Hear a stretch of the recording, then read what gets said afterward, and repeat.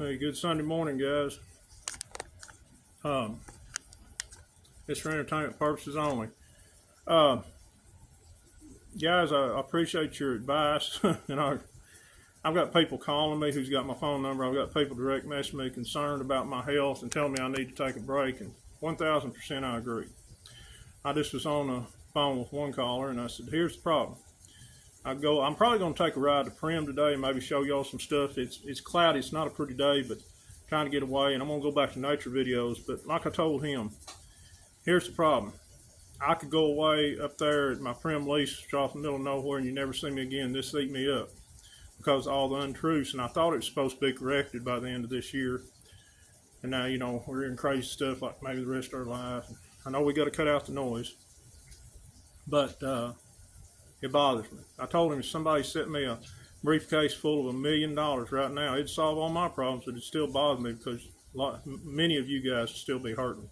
I want it for all of us. I want a level playing field.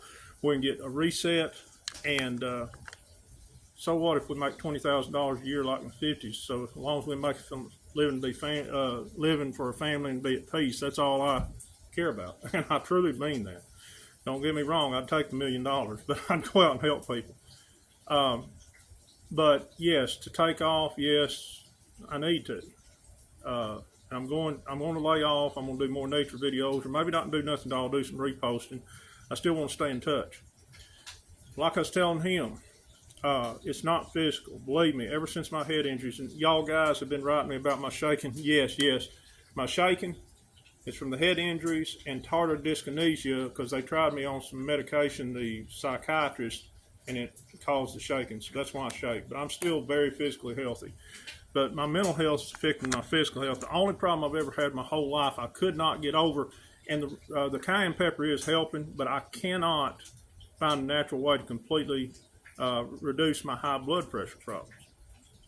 And I'm still searching, but I'm lucky. But what I just want to tell y'all is my physical problems and everything, just like each year it gets harder as you guys who are older knows to do things you used to do, but I was still doing 10 to 12 yards a day last year. I've told y'all this, and I was tired. I might have to take off the next day, but some days I could still go to the weight room. I missed the weight room 4 out of the last 5 days. I have no energy. I had 3 yards on the schedule yesterday. I did 2, and I was zapped. And it wasn't that hot. And the jobs, yeah, one of them was pretty tough. A lot of weed eating. Gosh, I hate weed eating. But I zapped. It's actually a cool afternoon, and it's all here. It's all with my depression. I know that because I've been run through. My doctors have run me through, and there are good ones out there. The people at Clarity Health in Searcy, Arkansas saved my life. They're wonderful people, and their hearts are good. And my medical doctors, they were really good. But I've been to Arkansas Heart Hospital. They said I had the blood of a 30-year-old college athlete. And I'm not bragging, that's what they said. I never will forget, I was just telling my caller, it's kind of funny, I was on the treadmill, and the 2 nurses we can't get his heart rate up, so they put it on incline, they kept going on. I'm like, my knee's bone on bone. Y'all, I'm fixing to fall off this thing. They were killing me. And on the running, and then they finally said, we can't get your heart rate up. You work out a lot. And at the time I did. And they cleared me Arkansas Heart Hospital, except for the high blood pressure problems, little sugar problems, and a little tad of gallbladder problems. They've run me through physicals. And what they've done, and a lot of y'all have dealt with deep depression, know this. It can take over your whole life. I mean, it has took out some of the best, most in shape athletes in the world that this world's ever known. The battle is in our mind. Many great people have lost in the end because of their mind. And I've fought it since I can remember being 4 or 5 years old. I fought these demons, if you want to call them. I've worried since I was 4 and 5 years old. I remember the creek would be up to Cattern Creek, and I would sit and worry because I wasn't able to get over there and disc it. I'm talking about an 8, 9, 10-year-old kid. I started working on the farm at 6. It was just something from a past life, something in my biologics from my actual adoptive family, my biological family. It's got to be. But I'm really, really struggling right now because I thought a certain something would happen by now, and if it don't, I don't believe we're even near over this. I hope I'm wrong. But yeah, I'm struggling, and it's just took over my. I mean, I'm just dreading. I've not got that much work scheduled this week, and I'm dreading it. Not that I'm lazy. Yeah, I would like to bring home more money. I would like everybody to be at peace. I would like these bills to quit coming in. Maybe one day, but I'm just really stressed out over this, and it's just depression. And the last time that I was with my therapist was a couple of years ago. The psychiatrist cleared me, and she told me, she said, Mitchell, you've just been through, this is what she said, you've been through more problems that hit you one right after the other than any human I've ever known. And most people couldn't survive what you did. If they did, they would be, have mental problems the rest of their life. She said, we can't do any more for you. She said, you've just been through a lot. And I said, I just asked her, I said, is it because I got a broken heart? And she said, yeah, it's a broken heart, and only God can heal that. And I've tried. And she said, there's two things you got to do. You've got to help let God, the Creator, help you. And you've got to look in the mirror, forgive yourself. She said, all this stuff you lost, if somebody else had done it to you, you could forgive them. I said, yeah, I might not forget it for a while, but I'd forgive them. She said, you got to do that.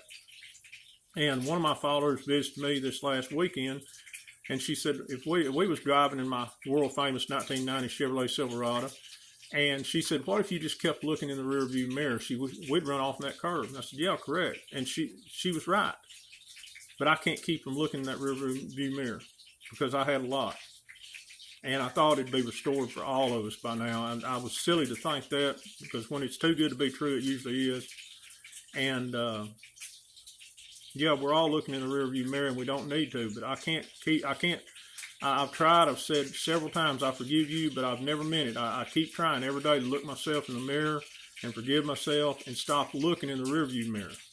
And I know that is just absolute insanity for me to do that, but I'm being honest with y'all. I'm having trouble doing it, and it is fixing. I can still, if it wasn't for my shoulders, there's no telling what I could still bench press, but it has weakened me. It has weakened I could probably still play basketball if I wasn't so weakened mentally and emotionally.